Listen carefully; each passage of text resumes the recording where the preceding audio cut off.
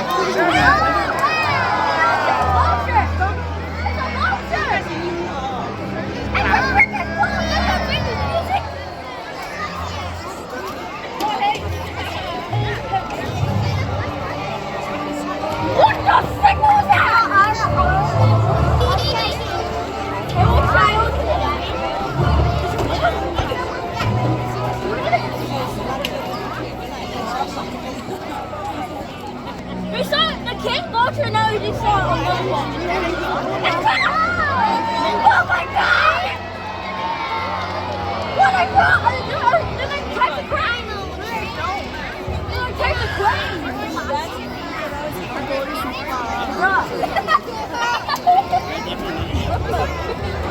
That's flying!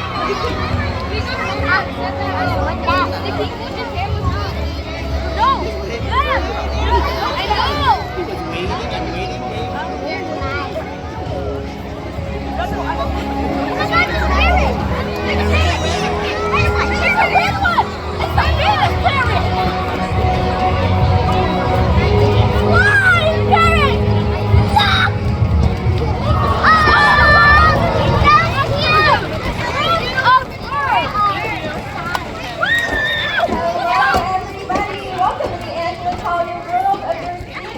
My name is Courtney. How's everyone doing today?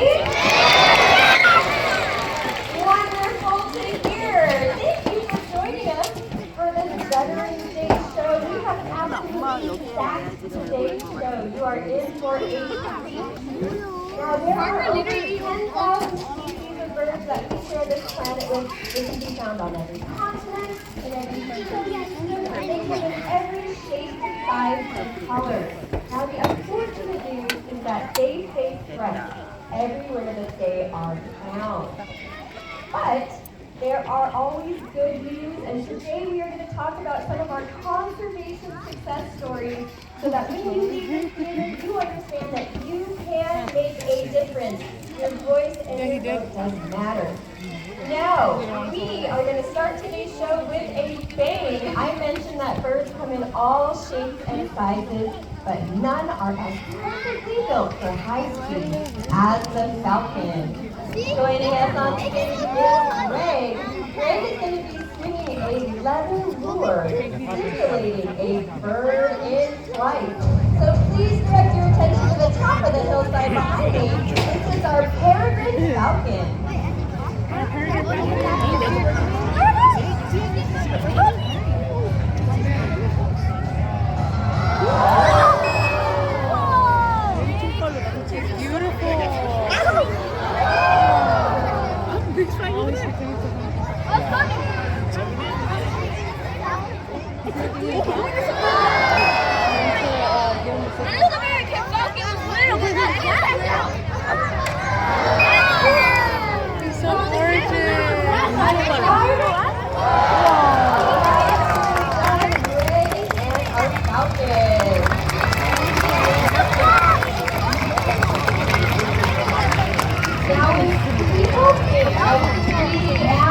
Their mind often goes to the cheetah, which can run at speeds of up to 60 miles per hour. Our peregrine falcon has the cheetah beat though. In a full dive, the peregrine falcon can reach speeds of over 250 miles per hour, making them the fastest animal on our planet. Now, it's hard to believe, but we almost lost this bird from our country. They almost went extinct.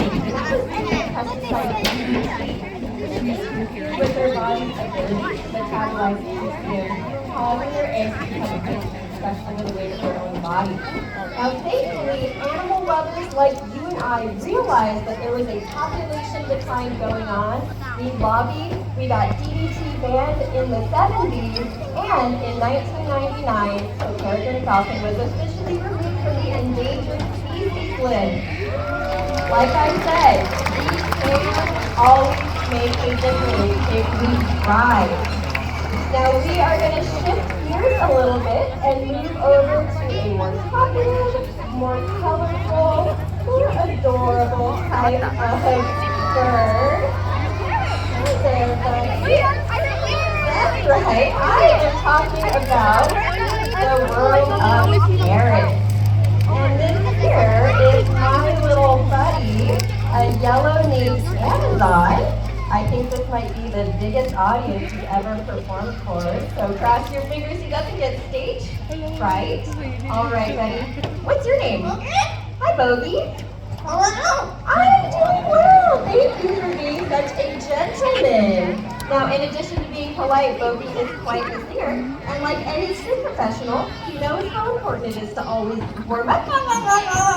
Very good. Now, he has prepared a couple songs for you guys today, like this classic from The Wizard of Oz.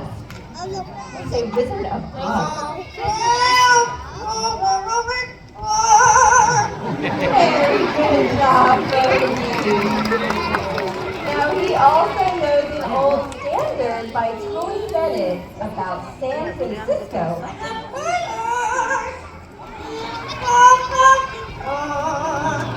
Beautiful job, little guy.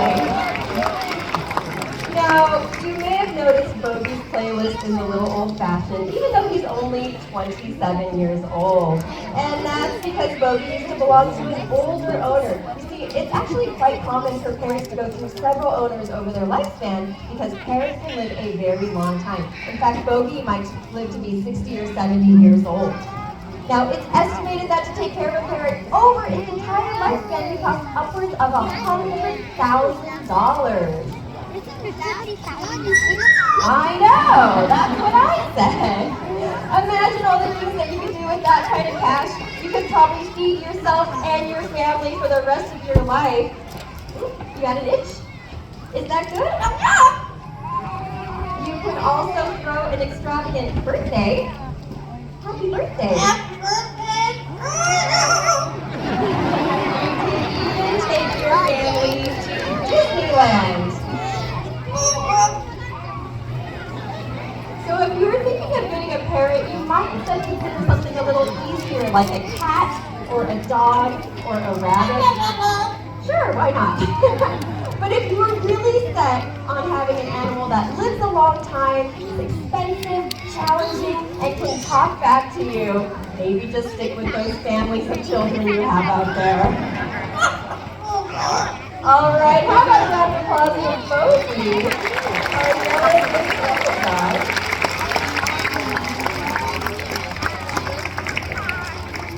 All right.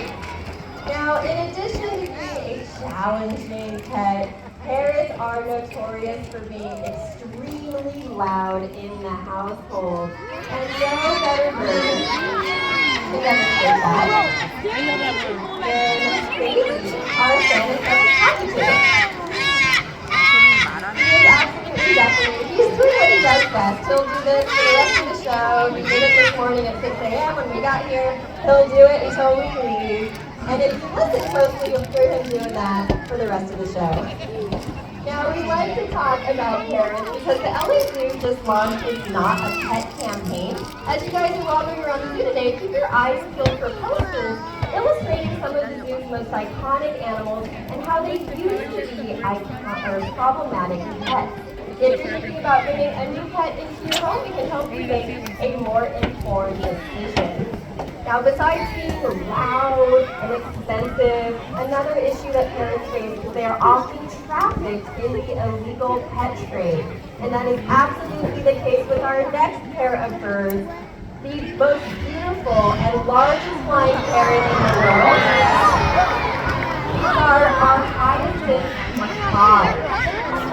Now, these birds are found in Brazil and Bolivia, where the biggest threats that they face are wildlife trafficking and habitat loss.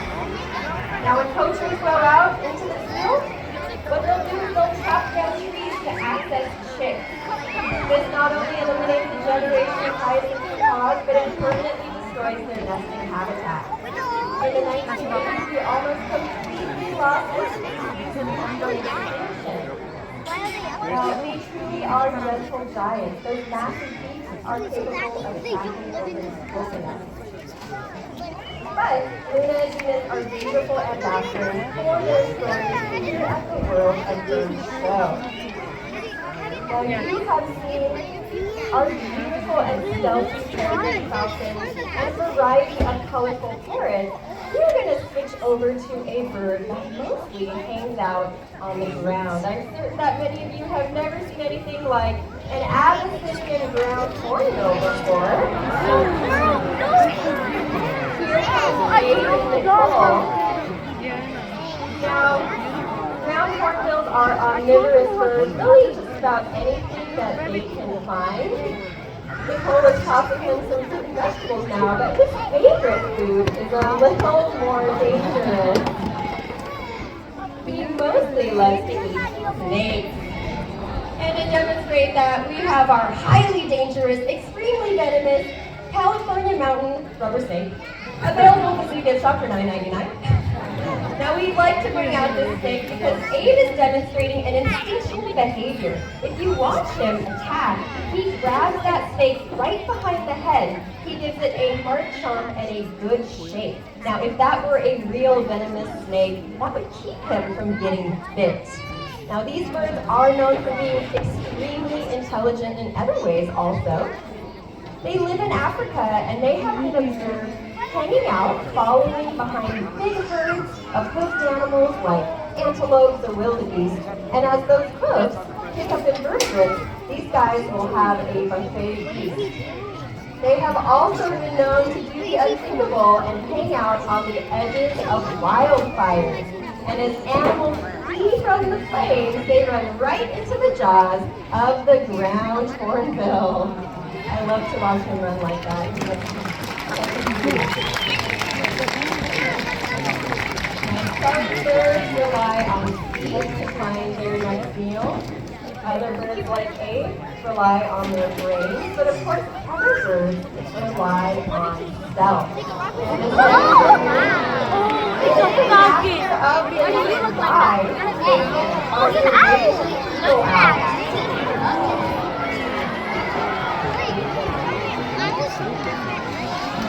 The Eurasian eagle owl is one of the largest owls in the world. They have many adaptations on their body that allow them to capture large prey. They can even capture other predators like foxes, lynx, even small types of deer. They are able to fly with complete silence. All right. Now, owls are fierce and powerful hunters, but no bird of prey is quite as impressive as the hunting style of that of the fish eagle, which can capture its prey right off the surface of the water. Now, I would like to direct your attention again to the very top of the hill behind me, where very shortly will see our African fish eagle, Lima. She is going to use her powerful vision to survey the environment. These birds have eyesight that is 7 times more powerful than a human's eye. As she makes her descent, keep your eyes on the pond.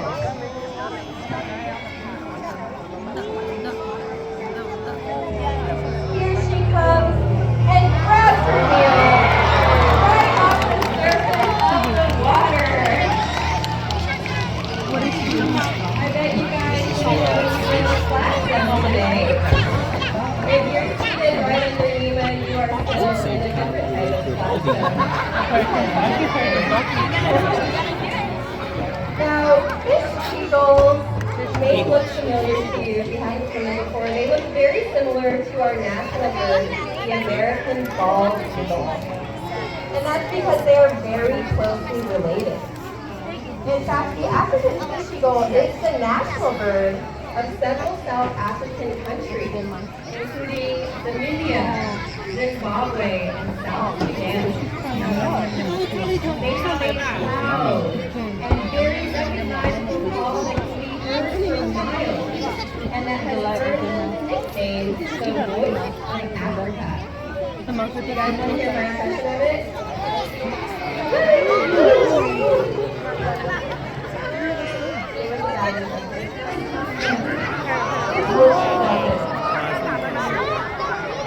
Those guys are independent. When they are present in their environment, it means it is a healthy environment. So they are a very important bird in Africa. How did the eagle see that fly? Now we are going to shift gears and we are going to introduce you to one of the most versatile hunters in the world of birds of prey. I am talking about our parrots hawk. Wait, and if Now it's joining us in a moment will be Gracie again. I think so. Is it actually real? Yeah. Are you joking? And she, there it is. Better late than never. Now Gray is making his way over to a giant slingshot. He's going to be launching a small leather lure high into the sky, giving our Harris's hawk just a moment to react and us just a tiny glimpse of his amazing hunting abilities. So, from the top of our hillside, this is our Harris's hawk, Flash.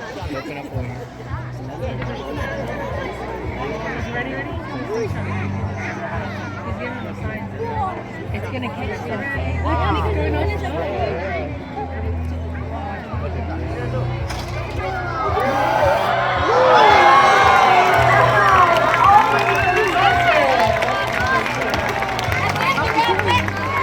As Flash has demonstrated, airborne prey are on the extensive list of species that these birds eat.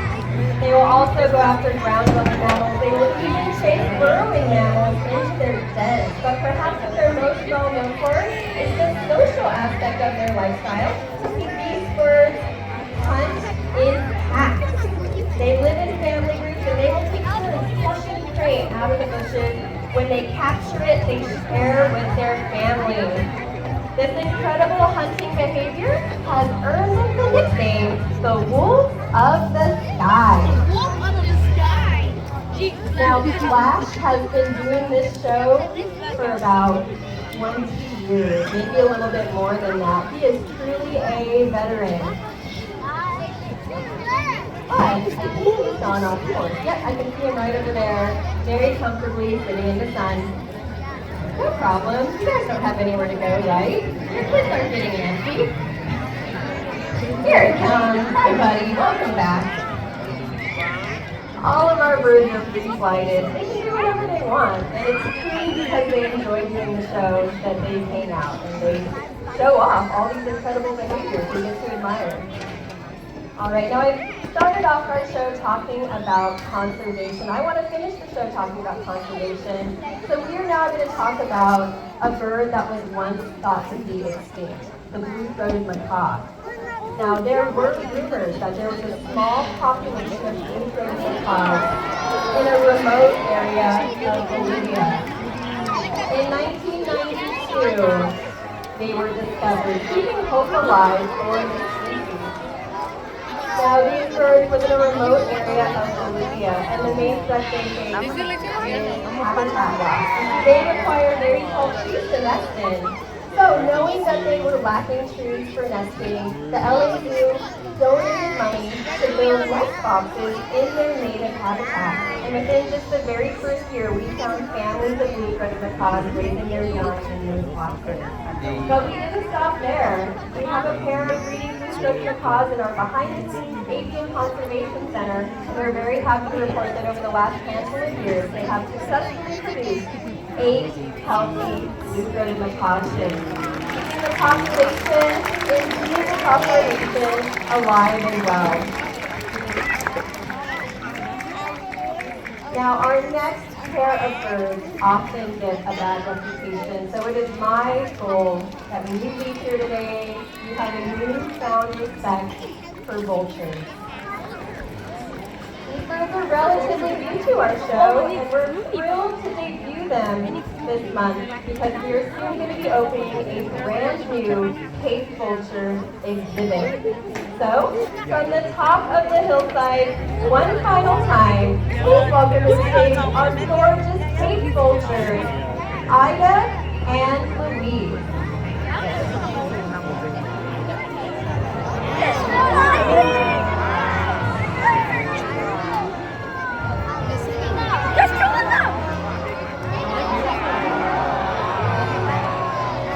Vultures have an extraordinarily important job acting as nature's cleanup crew.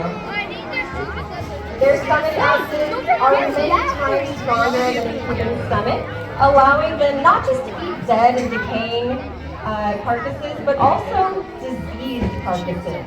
Diseases like anthrax, botulism, rabies, COVID-19 can be eaten by these birds, thus eliminating it from their environment. They truly keep our land healthy. Now, the sad news is that of the 23 species of vultures out there, over half are at risk of extinction within our lifetime. But the LA Zoo sends hands-on support out to Africa and other sites to help protect these animals and safeguard their well-being. And on that note, what we are perhaps most well known for is the success that we have had with the California Condors. So we have a special treat for you today. It is my incredible pleasure and privilege to introduce you to our California Condor, Hope.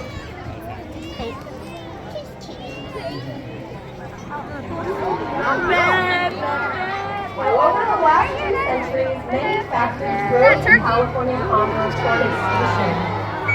But most notably, it was lead poisoning.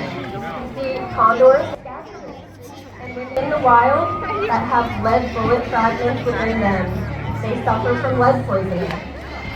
By 1982, there were only 22 California condors remaining in the entire world. These 22 vultures became the last remaining hope for the iconic species and the founding members of the California Condor Recovery Program based right here at the Los Angeles Zoo. I'm happy to report that due to the success of the California Condor Recovery Program, what was once just 22 condors has now soared to over 550 condors. Over half, about 2/3 of them, have been returned to the wild, and the rest remain at facilities, continuing to breed and bolster those wild populations. Now, this is Hope. She is a 10-year-old California Condor that was hatched at a breeding facility in Idaho. She was destined to join a flock of condors in the Grand Canyon, but as a nestling, she sustained a wing injury that left her unable to soar or survive in the wild. Hope now has the very important job of educating guests about the power of conservation. That bird, she is living proof that if we all work together, we can save species from the brink of extinction. Now, saving animals and returning them to the wild, that's only half of the battle. Learning how to peacefully coexist and protect our natural resources is always the ultimate goal. Saving animals, whether in cities, deserts, or oceans, is critical to the health and diversity of our planet. We hope that our birds have inspired you today to protect our planet and all of the creatures that we share it with. And we hope that you have a wonderful rest of your day here at the Great Los Angeles Zoo. Happy Veterans Day, everyone.